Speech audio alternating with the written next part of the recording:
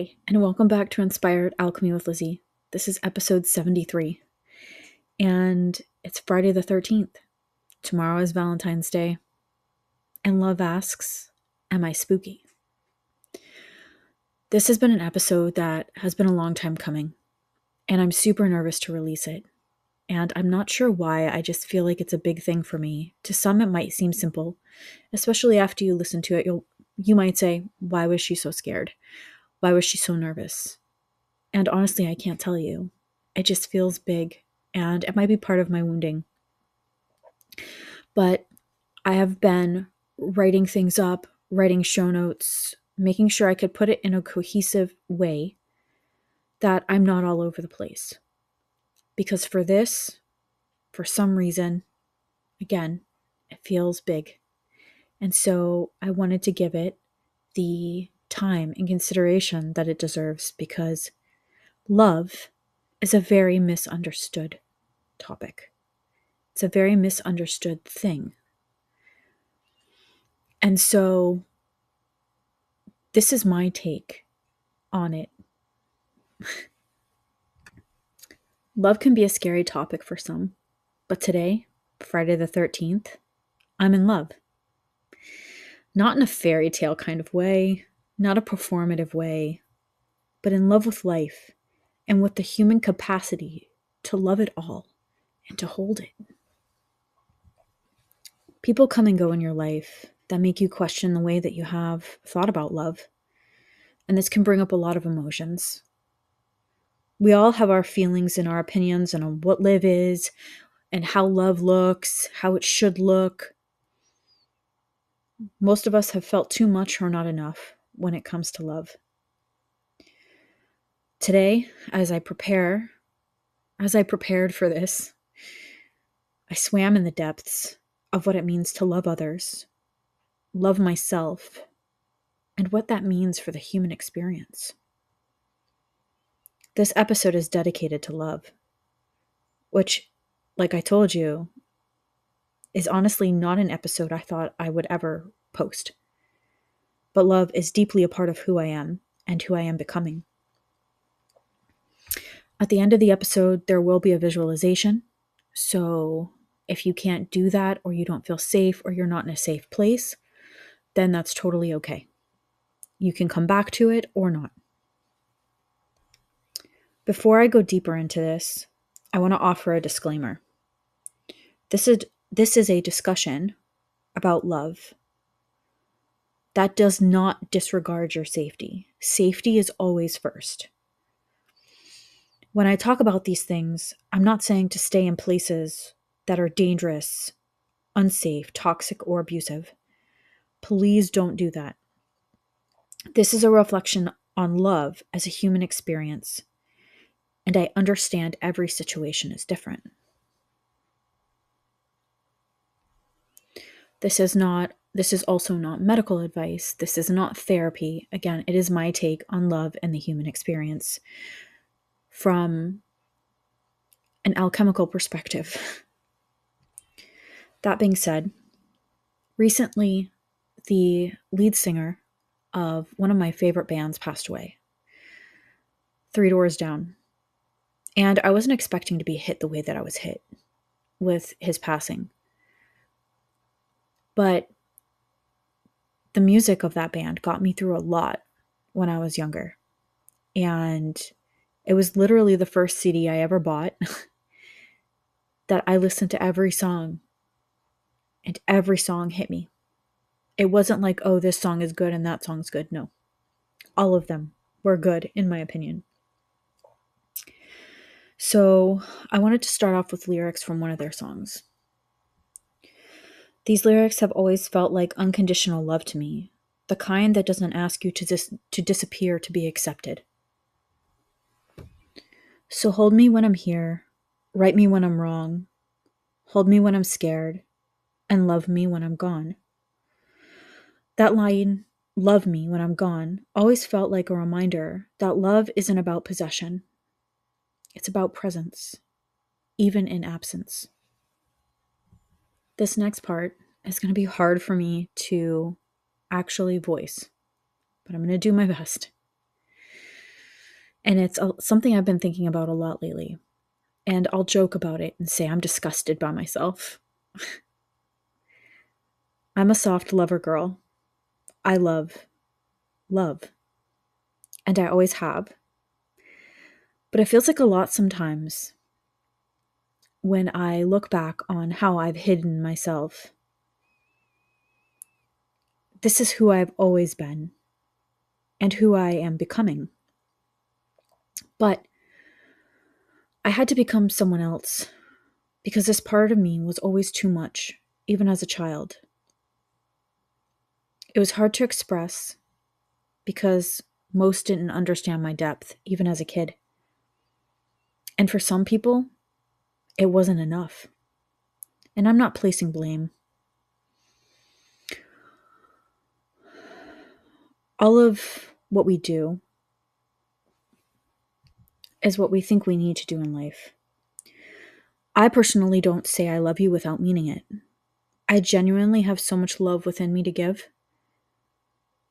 that sometimes it really is a lot.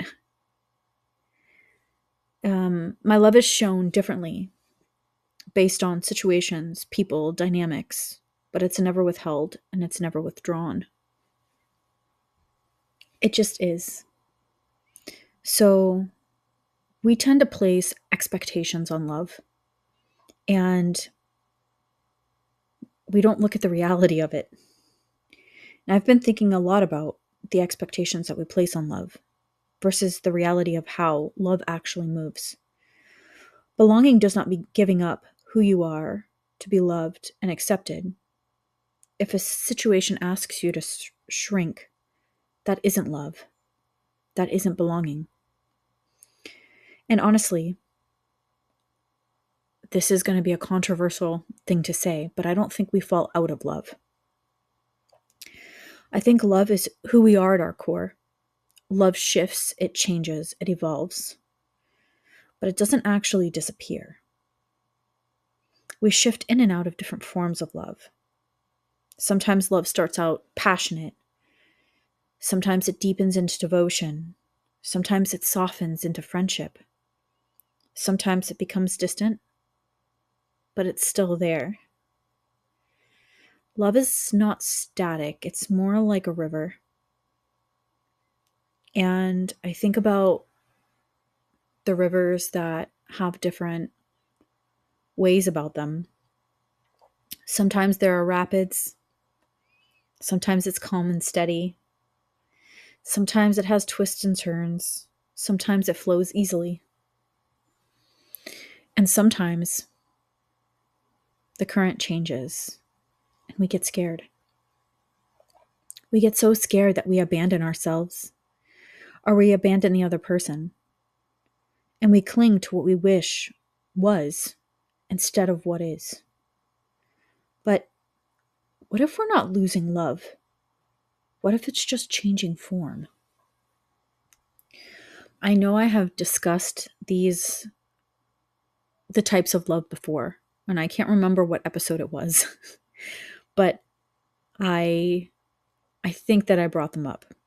Now, I'm kind of butcher these names, but I want to go over the different types of love because the Greeks had different words for it. And in my personal experience, it has helped me understand love and the different levels and what it can be. So there's eros, which is passionate and romantic love, philia, which is deep friendship love, storge, which is familial love, agape, which is unconditional selfless love, pragma, which is long-standing enduring love, ludus, which is playful love, and this is the one I'm going to butcher the most, so I apologize so much, philautia, which is self-love. So maybe we're not falling out of love. Maybe we're shifting from eros to philia, from passion to companionship, from intensity to peace. And we can flow in and out of these states with different people at different times, just like we flow in and out of states of consciousness or nervous system regulation. Obviously, this is different, but we allow the flow and we allow things to happen. And that shift doesn't mean that love was false. It just means that it has evolved. And now, I mentioned belonging without shrinking because love will not ask you to shrink. Belonging will not ask you to shrink ever. And if it does, it's not love. Belonging should never require you to erase who you are. And like I said, if you have to make yourself smaller to be loved, that's not love. Love is vulnerability, but it is not self-abandonment. And I know that we all know all too well in any kind of relationships, most of us have done it, is that we want to be loved so badly, or we want people to accept our love that we will abandon who we are to fit in their boxes. And we can't do that anymore. Love is choosing not to abandon yourself when you're scared, and also choosing not to abandon the other person when things shift. And something came to me today as I'm contemplating all of these things. And it was that we all walk around with bleeding hearts of steel. But we're begging to be seen, begging to be loved. But yet, we're refusing to let anyone pass that steel wall. Because we're scared. Or we don't think that we deserve it. We're not worthy of it. And while fear is understandable, you're always worthy of love. In any kind of love or relationship, or, well, anything really, there's a difference between being kind and nice. I used to pride myself on being nice, on being a nice person. And then as I started to get older, I started to realize that there is a difference. We don't actually want to be nice because all we hear is nice guys finish last. Good things always happen, or bad things always happen to good people, to nice people, all of these different things. We want to move away from that narrative. And we want to be kind. Because being nice can have negative connotations, but being kind, compassionate, it's different. When we're nice, we avoid conflict. We abandon who we are. When we're kind, we tell the truth with care, with understanding, and like I said, with compassion. Love is kind, and it shows up even when it's hard. Love is communication, even when conversations are uncomfortable. That's a big one. We tend to run when the conversations get hard.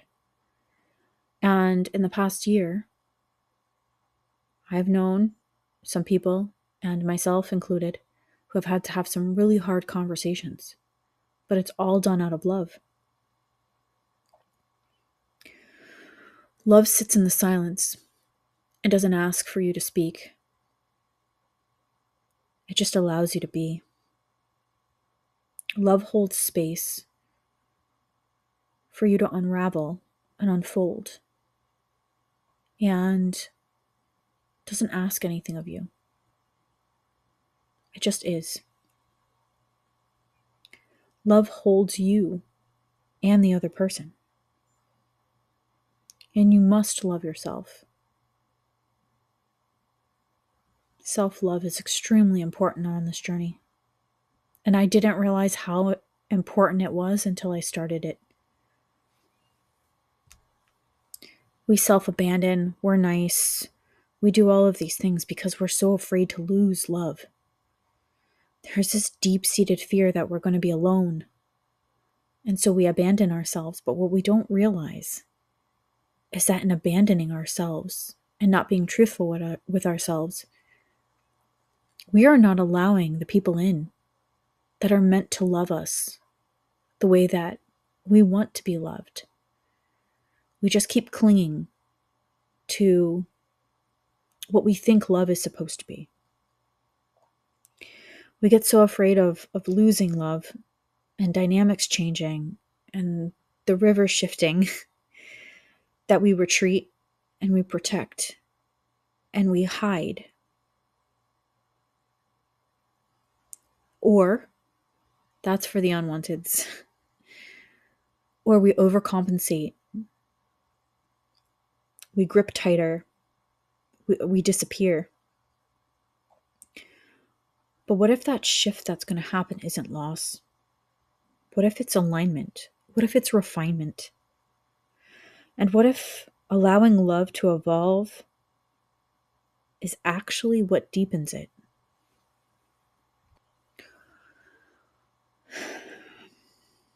Going into retreat and protective and hermit modes, like I said, get activated easily. But in order to grow, we must decide when to say no to these defense mechanisms. And yes, while there are times for them, I have noticed within myself when I want to do it, but it's not called for. And we do this normally, and especially when we find humans we love stronger than our wounds. Those that, even on the weird days, the off days, the hard days, and when it's really hard to be a human, we find those worth being human with. We have strayed so far from what it means to be human. And it's time to bring the heart back into the world. Think of Moana. And also Monsters, Inc. I know I have mentioned this on many of my episodes, but I always think of Monsters, Inc. Fear is strong, yes, but love is stronger. And it's time to put the heart back. It's time to understand what it means to be human, because the future is human. Things shift, energy shifts, because we are energetic beings, but love, it always remains. Society has conditioned us to believe many things about love. And it actually frustrates me because we're taught so many things.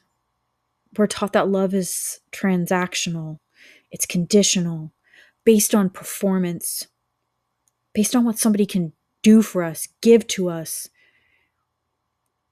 And it's what they can prove. But love shouldn't be conditional. Love should never be conditional.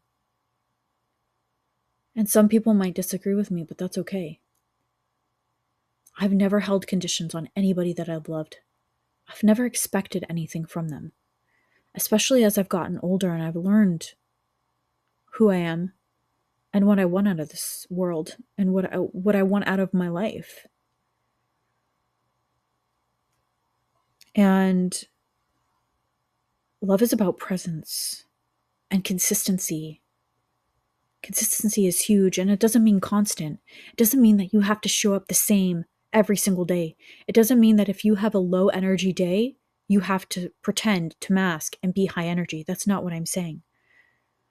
But love is consistent.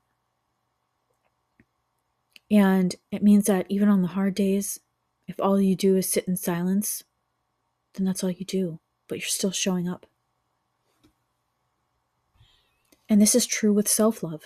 Staying consistent and doing the things that you promised yourself you're going to do. Whether that's eating right, which I need to work on, working out, dancing, taking a dance class, meal prepping, making sure that you're brushing your teeth every night before bed. The simplistic things that sometimes it's really hard to do when life gets overwhelming. Keep those promises to yourself. Habits have taught me how much I need to love myself. And it's been a really interesting journey, but self-love is extremely important. And love is being there for yourself and for others when it's messy and imperfect. And all of this is why I don't celebrate Valentine's Day. I had this conversation with a couple people this week. I was like, yeah, I don't celebrate. And they're like, no? No, I don't. I really never have. Yeah, people have got me things for Valentine's Day, but I've never expected anything. I've never wanted anything. I've never asked for anything. That's another thing that society places on us, like I said, conditional, transactional. I don't celebrate not because I don't believe in love, but because to me, love is not just one day. It's a way of being and moving. It's a way of being human. And you can bring this into parenting as well. So, yes, like I said, this can be taken into motherhood, parenting, whatever it is. We lost another person this week that I didn't know would hit me hard, but it kind of did because he was a beautiful soul. And I've seen over the past year, I've seen a lot of beautiful things from him lately. And there's a quote by him. His name is James Vanderbeek. And if you are a 90s kid, you know Dawson's Creek and Varsity Blues and all that stuff. But there was a quote that I saw, and I'm going to read it to you. I thought I needed to teach my kids that life can be hard. But life does a perfectly adequate job of teaching that on its own. So I realized I was probably most useful teaching my kids what can be easy, how easy it can be to laugh, to love, to cry, to learn, and to find joy in both the plans and the detours. And this very much relates to everything else that I've spoken about in terms of how love can change, how it can grow, how it can shift. And in doing all of this stuff, I realized that love is also generational healing. Everything that I've done for my daughter. When I didn't know how to be strong, I did it for my daughter. Yes, I do it for myself now, but I did it for her. I started it because of her. It's not my job to harden my daughter. It is my job to show her what consistent, unconditional love looks like. To be a safe place she can land. A place that she can learn regulation. A place that she learns that even in the hard moments, she is still worthy of love. She does mirror me. And she shows me where I want to be better and where I want to do better. But she also shows me how far I've come. I started looking through things that I wrote as a teenager. And I'm actually working on a book. Maybe I'll be brave enough to publish it this year. Of all the writings that I had from probably about the age of 13 to 20, maybe 19. And I started to see where I felt like I was too much. Where I started to give up. And I was her age. I was 15. And I really started to give up on and thinking that I was way too much in my early 20s and feeling like I wasn't enough. And I see her switching that. She mirrored back to me for the longest time that she didn't think that she was worthy of love when she was bad. I say bad, but my kid has never been bad. When she thought she was bad. And I would never get mad at her. And I would stay consistent in the way that I reacted and responded. And instead of taking my route, which I'm really happy that she doesn't. And I tell her all the time, baby, I don't want you to be like me. I want you to be like you. I see her opening up instead, finding new friends, and really trying to understand, even with her 15-year-old brain that hasn't solidified yet, right? She's still trying, and she still has such deep awareness of all of these different things. And it's funny because I told her what I was going to do today, right? Because she knows. And she has her own feelings on all of this stuff because she's 15. But she's like, are you going to use me as an example? And I said, just the way that I love you, baby. That's it. I'm not going to go into your life. So I won't. But she's learning things that I wish I would have not given up on. So she's taking the other way around. And that makes me really happy. And it shows me that even if it's just a little bit, generations are healing. And if I can do this, you can do this. This is perpetual alchemy because it's healing in motion. That leads me into humanity and love. And again, while some people they might not agree with me, and that's okay. This is my opinion. I believe at our core, humans, the human experience is love. It's not about fear. It's not about hatred. It's not about control. It's about unconditional love. And like I said before, we've strayed so far from that and what it means to be human. We let fear guide us more than love. Just look at what's going on. But fear keeps us small. It keeps us alone. And it keeps us in suffering. But love, love grows us. Love helps us find our keys. We didn't come here to do this life alone. We came here to love and be loved. Because like I said, the future is human. This leads me into the next thing I want to talk about, which is safety and intimacy. And this is something that is very new to me because I just started learning about the different types of intimacy. And I'll go off on a little tangent that's not in my notes. So I am doing group coaching again with Next Level University. And I was very inspired by the last class where they talked about how love needs to return to the world, the heart needs to return to the world, and that we need to be standing up and doing what we believe is our purpose and move through our purpose with love. And then we started talking about the core wounds. And as an unwanted, I think, and I'm not sure if all of us are like this, with that main core wound. It's like we can be intimate. Me sharing this stuff with you, while it's challenging because it's a challenging subject to cover in one episode, it's not that challenging for me to get it out.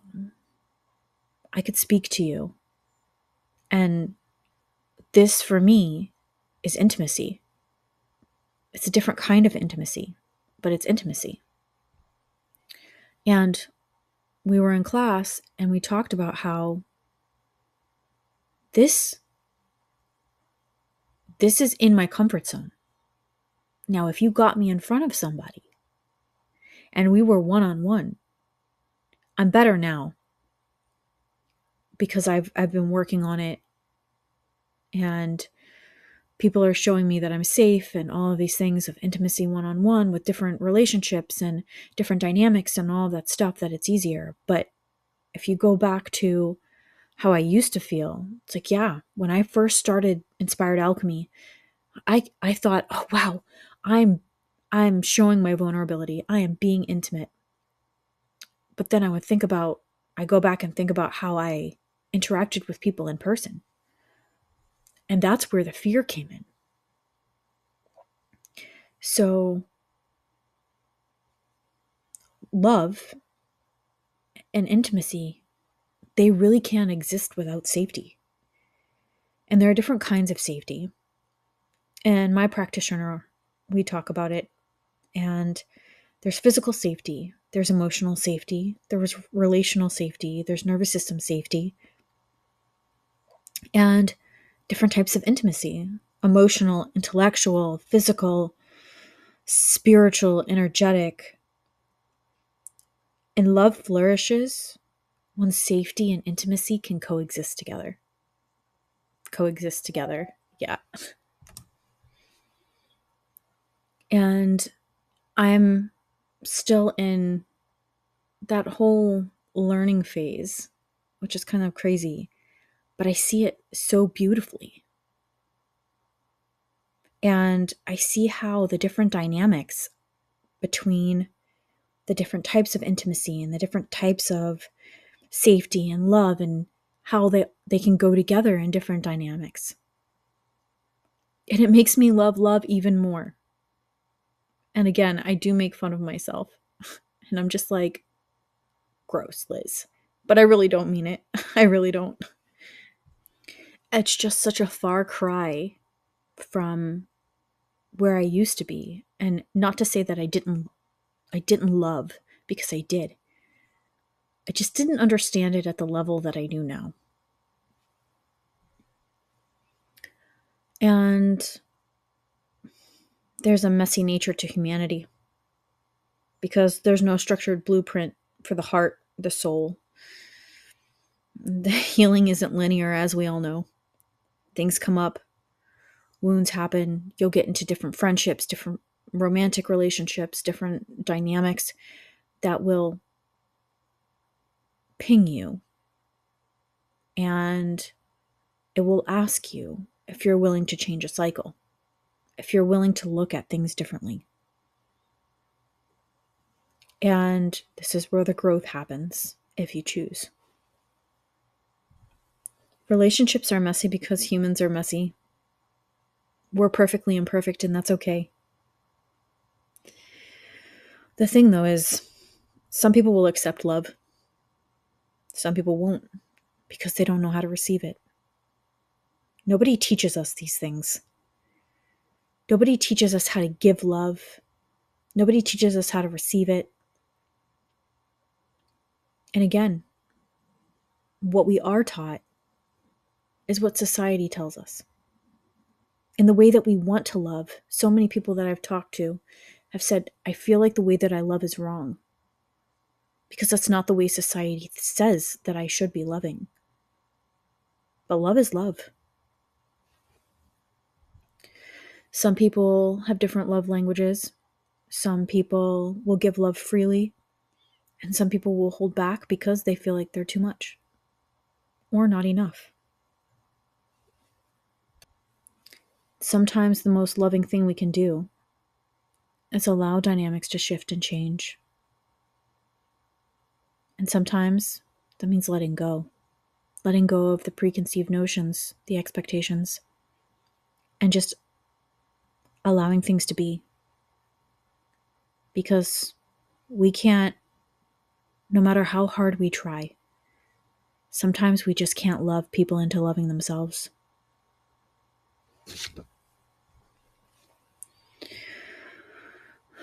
How do I relate this to alchemy? I think it's all alchemy. Honestly, it's all inner work. It's all what shifts and grows and changes. Things shift, energy shifts. We're energetic beings, but love stays. Love's the constant. It's what transforms everything. And the love itself doesn't disappear. It just transforms. It alchemizes into different ways as we grow and change and evolve. And our fear of its transformation, that's what causes suffering and overthinking. And I'm not saying that this is easy to do, because it's not.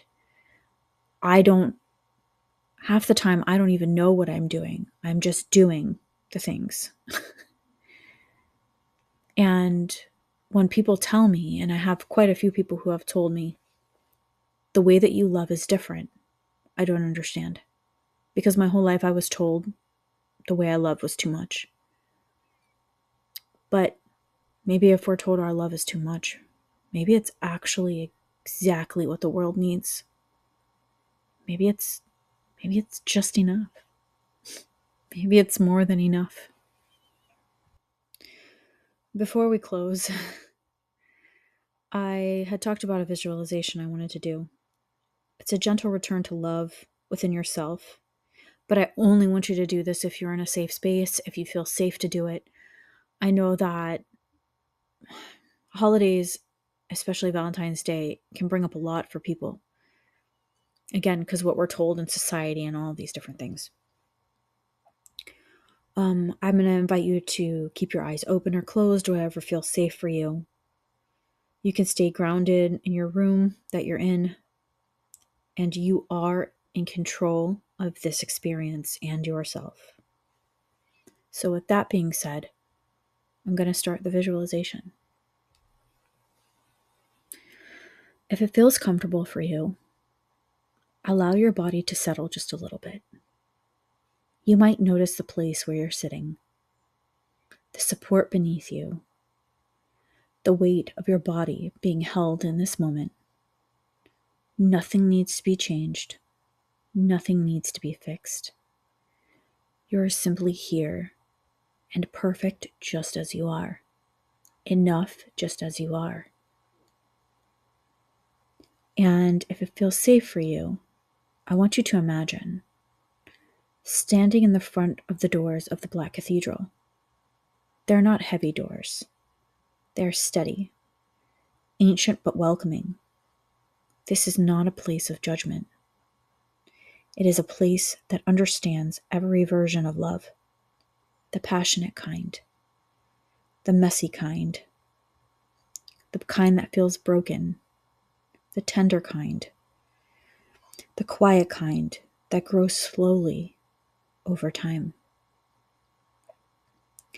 You place your hand on the door, and it opens easily. Inside, the air feels calm, not overwhelming, not empty, just spacious. You can move at your own pace here, or you can simply stay where you are and breathe. At the center of the cathedral, there's a small stone altar. And on the altar, there's a single candle. This candle is your capacity to love. Not the love someone gave you, not the love someone withdrew, not the love that shifted or changed forms. Your love. You might notice that even as relationships in your life have changed, even when dynamics have shifted, even when you were hurt, confused, or unsure, this candle never went out. It may have flickered, it may have dimmed, and it may have changed color, but it never disappeared. And if it feels good, if you feel safe, imagine stepping closer. And if that feels like too much, you can just simply notice your breath where you are.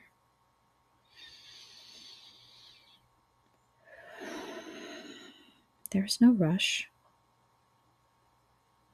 As you come near the candle, you notice something important.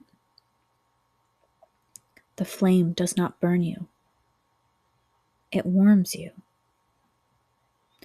And your body recognizes the warmth. It's safe, familiar, it's yours. You realize love was never something outside you to begin with. What changes are the form it takes. Sometimes love is passionate and intense. Sometimes it softens into something quieter. Sometimes it becomes friendship. Sometimes it becomes distance. Sometimes it becomes a gentle wish for someone's happiness, even if they are no longer close. But the source of love remains. I want you to breathe with me again.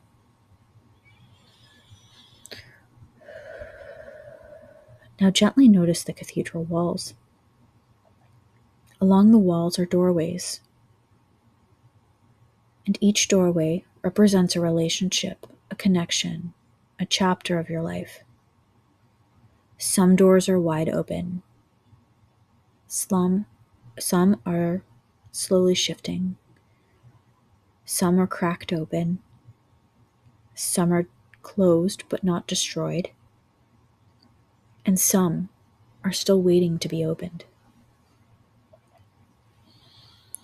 You don't have to force any door to open today. You don't have to hold any doors open with fear. You don't have to extinguish your candle just because a doorway changed. You can simply let each doorway be what it is and return your attention to the flame. If it feels safe, place your hand lightly over your heart and your belly. Notice the warmth there. Notice the rise and fall of your breath. Notice that you are still here.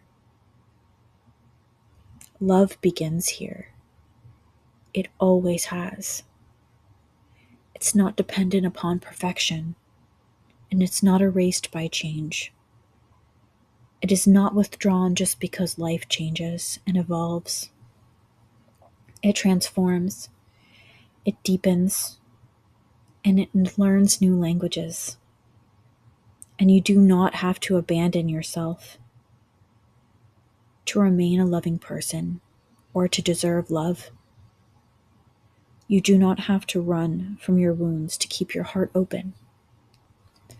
You can be scared and still choose love. You can be hurt and still remain kind. And you can let relationships shift and still keep your flame alive. Take a gentle breath with me.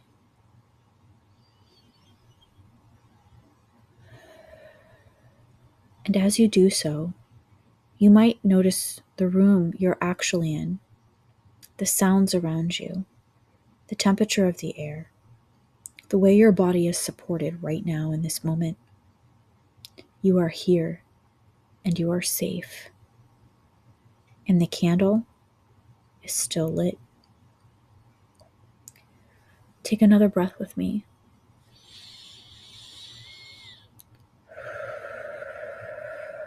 And when you're ready, I want you to wiggle your fingers and your toes and slowly open your eyes or soften your gaze. You are still in the cathedral. You are still the flame, and love has not left you. It has only been transforming. And you are worthy of love in every form and in every evolution of who you are. And that child that's inside of you deserves the love too. That teenager deserves the love. That young adult deserves the love. And so with that, this is a really long one. I want to thank you for being here. Thank you for being with me. Thank you for listening to this very different episode. And thank you for being here in the mess of what is my evolution and my growth. And if sharing this just helps one person, then I'm succeeding. In a world, in a society that likes to tell us that we're broken, that we're disconnected, that we don't belong, that we're divided, please know that you are so loved. You are not broken. We are not disconnected. We are not divided. And you belong. And you are enough just as you are. All of this is inspired perpetual alchemy. I believe in you. If you haven't heard that today, and if you haven't heard it today, I love you. Thank you for being here. And until next time, keep creating alchemy. Keep going.